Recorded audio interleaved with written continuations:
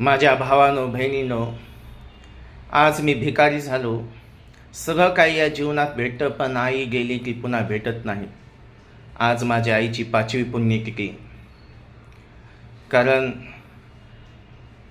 पाठीवून फिरवणारी ती हात, कुठं जर गेला तर विचार करणारी ती आई, सुखादुखाला धावून जाणारी ती आई.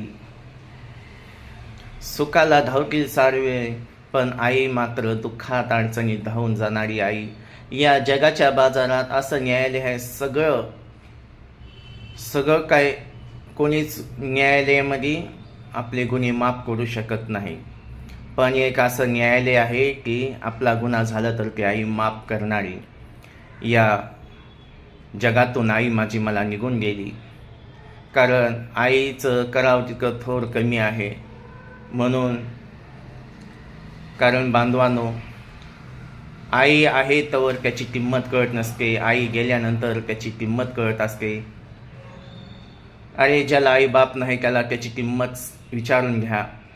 ज्याला आईबाप आहे त्यांनी खरोखरच सेवा करा. हेच खरी सेवा, हेच खरा धर्म आहे. हेच शिकवण माझ्या डॉक्टर बाबासाहेब आंबेडकर गौतम बुद्धांनी दिली. एवढंच मला सांगायचं आहे.